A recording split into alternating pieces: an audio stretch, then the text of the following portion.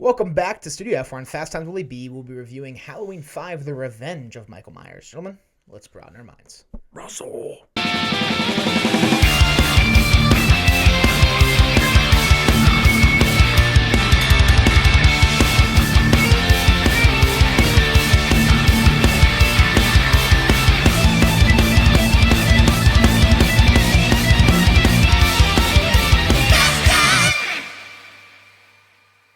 Welcome back to Fast Times Willy B. I'm Willy B. I've got Kory back with me, and now we move to 1989 for Halloween 5, The Revenge of Michael Myers.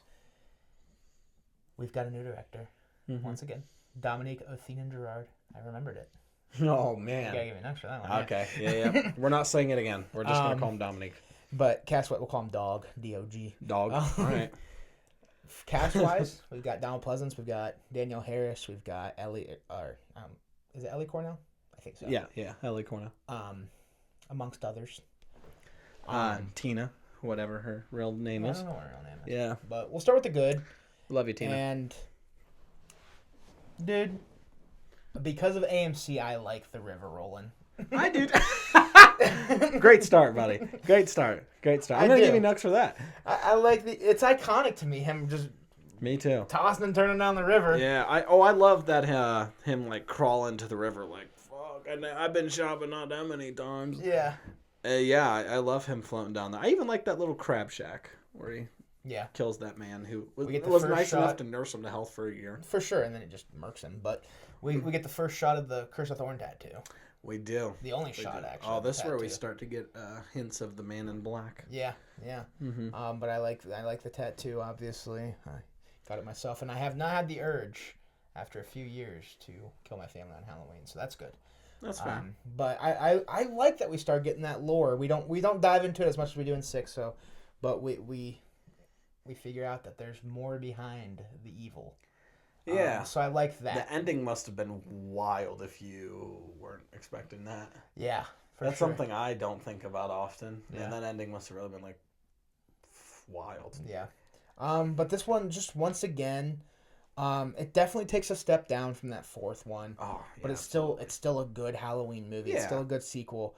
You get the vibe of Halloween once again. The Halloween party I thought was always something that's cool too, because it goes to show the season. Mm-hmm. You get the cops hanging out there, and then the whole barn scene. I always liked the barn scene. That's something I'm going to throw in the good too, because I thought the kills were cool. Yeah. Very Friday the 13th type kills. Yeah. This is definitely the one where I think they started leaning into like Friday the 13th had obviously caught on quite a bit by now. So I think they were kind of intentionally leaning into that. Loses some identity for me, but I think there are good kills in this. Yeah. So that's the main thing. Yeah. Yeah.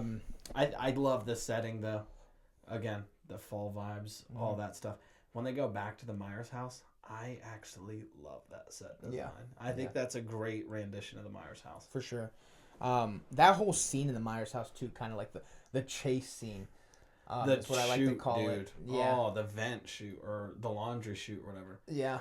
That is actually or her hanging up in the casket upstairs. That one was also another scene that always scared me to bits when I was a kid.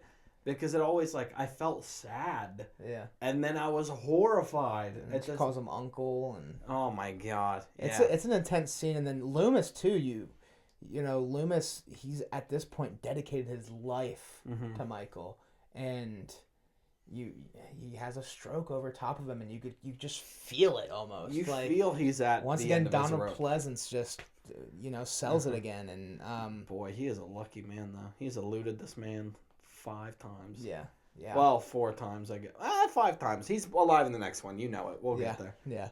But I know if you, after this movie ended, you probably wouldn't know for sure, No, absolutely not. So, once again, though, Donald Pleasance, great. Danielle Harris, great again. Performances overall are great. Even though it's kind of short-lived, Ellie Cornell, Rachel, I think she's just as great. And some of the newcomers, like Tina, she's in Halloween 4 a little bit, but Halloween 5, I think that's a good switch. It's kind of something I've heard coined a lot lately called the MASH effect, where you basically bring in a character to replace another character that has the opposite effect. Because Rachel's the goody two-shoes, Tina's kind of the opposite of that. but still has a heart of gold. Yeah. So I've always liked Tina. No, I like Tina a lot too. I like Billy too, a little love interest. What a freak. I like him as a character, but I hate him as a character, but I like him because you're supposed to not like him. He's a dick. Billy. Oh, I'm thinking of Tina's boyfriend. Oh no, sorry. Billy, like the guy the little boy. The little boy. Yeah. I'm so sorry. I'm like, when was he a dick? I'm like, Billy's a dick. I'm like, he's just a hopeless romantic. He's a great kid. Always watching out for Rachel. Boy, he gets into some crappy situations over that love. Yeah. Yeah, and it's another wild ride, man. You get a little car chase scene with Michael in a car chasing people on foot. I always liked it. I actually thought there's good tension there. I do too. Yeah. In the tall fields or whatever. Yeah, absolutely. I always like the scene too where Michael is wearing the mask of Tina's boyfriend and driving Tina around, and then Tina doesn't even realize it till Michael skirts out because the police are coming. Oh my God! Yeah, she kisses him on the cheek and stuff, and he's always looking at her. That's the stuff where it gets like the Michael like not being goofy sometimes thing gets a little. Like the point where she's like, "Where you stop, you jerk," or whatever, to get cigarettes or whatever the fuck they need from the grocery store. And he slams on the brakes or whatever. Yeah. Like, he chooses to drive her around for what? Playing with his food. Yeah, for sure. But it's still fun. No, that's the category I'd put this movie in, is fun. It's fun, dude. If you throw on Halloween 4 and you got a good bit of night to go on, fuck it, just pop in the 5th one. Yeah. Those are two. I think Halloween 4 and 5 actually flow the best in all of these movies. Oh, yeah. 4 he's going down the well, and 5 he's rolling down the river. Yeah. Down the well and into the river, folks. That's the taglines we're getting here. Yeah. Halloween 2018 and Kills have pretty close, symmetry, but I think 4 and 5 kind of flow the best as sequels. Honestly, they've done a really good job with just flowing things in general that take place the next night. Like, because 1 and 2 is the same. Mm-hmm. And then 4 and 5 here, and then like you said with 2018 and Kills for sure. Wait, did you say the same night? I mean, 4 and 5, the river is the same night, but then he's aided back to health. Yeah. You're right. It is the same night. It's the same night, and then a year passes while he's in a coma. I was gonna say, yeah, that's fair. But the end and the beginning of those 3 pairs of movies are the same. You're right. I think it flows great. We got a match change though. That definitely changed something. We'll talk about that later. What else we got in the good?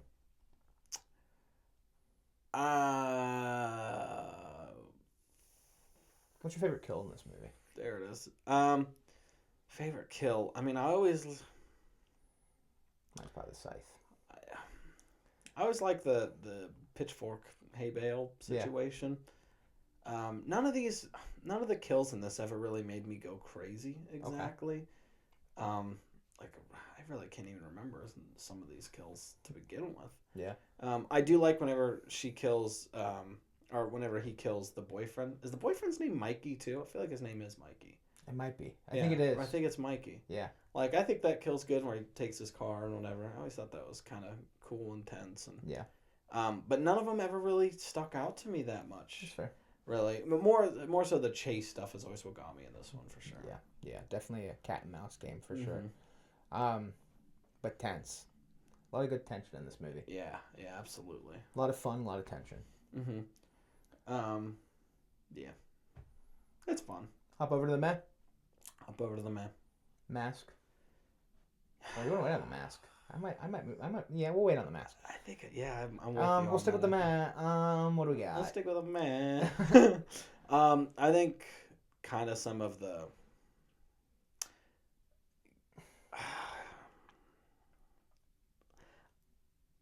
I'm gonna say Rachel's disability. I was kind of stuck on it. Huh? Jamie's disability.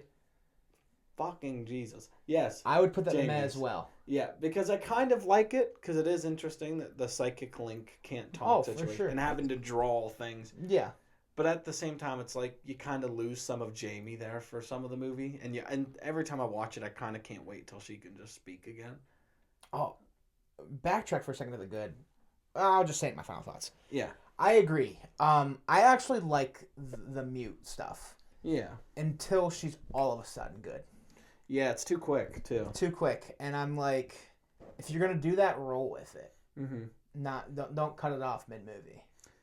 Yeah, that's kind of how I've always felt about it. They definitely. And that's why I put it in the meh. They definitely wanted her to be past that for like the confrontational moments, you know. She's like, yeah, because she's calling him uncle. Let me see. That's probably my favorite scene in the movie is when the which I get upstairs and. But it's up there at least. But that's something that always irked me. I was like, I kind of enjoyed it, but that's what I'm saying. I always liked it. I just kind of wanted. I don't know. You kind of just miss Jamie. Yeah. In a way. I also think they like. That's probably bad too. Yeah, there's not a lot of. Yeah. We'll just hop to the bad.